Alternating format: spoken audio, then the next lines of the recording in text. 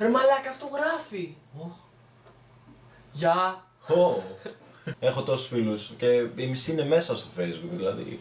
Τι να πεις. Μαλάκα, ναι, και εγώ έχω παρατηρήσει όλοι μέσα είναι. Δεν κάθονται, δεν βγαίνουνε. Θυμάσαι, ξέρω εγώ τότε ρε εσύ. Να, τώρα μπήκε κι άλλος. Θυμάσαι τότε που ήμασταν, ξέρω εγώ, 7 χρονών και 8 και βγαίναμε έξω στην αυλή και παίζαμε με τις ώρες εκεί. Μήλα, ψήρες. Πότε ρε μάνα, πριν 3 χρόνια.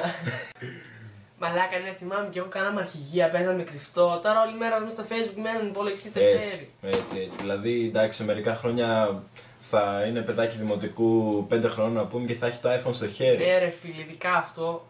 Άλλοι έχουν μηχανάκι, εμείς είχαμε ποδήλατο, τρέχαμε πάνω κάτω. Τραγικά πράγματα. Τώρα όλος παίρνει το μηχανάκι, πάει μέχρι τον κάδο, πετάει τα σκουπίδια, φέρνει το μηχανάκι σπίτι. Εντάξει, ξεφύγει ο κόσμος, έχει ξεφύγει. Γιατί φαίνεται. Είναι λεφτά αυτά. Είχα κι εγώ ένα ποδήλατο εσύ, αλλά μου το κλέψανε. Σοβαρά μιλάς. Ναι, και τώρα δεν έχω τι να κάνω. Είμαι όλη μέρα μπροστά από ένα PC στο Facebook. Όχι, ρε μαλάκα, να βάλει status στο Facebook να στο φέρουν πίσω. Λες, καλή ιδέα, φίλε. Ή το άλλο, ξέρω εγώ, που τα κορίτσια συνήθως, ό,τι και να κάνουν, το δημοσιεύουν εκείνη τη στιγμή, το βάζουν status. Ναι, ρε φίλε, το έχω παρατηρήσει κι εγώ και ειδικά οι γκόμενες. Πάω τουαλέτα. Σκουπίζομαι. Βγαίνω έξω σε 5 λεπτά. Μαλάκα, ιδέα. Άστα να πάνε. Παλιά βγαίναμε όλοι στις καφετέρειες με τις παρέες μας και παίρνουσαμε γαμάδα, ρε φίλε, πίναμε τον καφέ μας. Ενώ τώρα, ρε φίλε, ζούμε για ένα Σάββατο και αυτό γάμισε τα.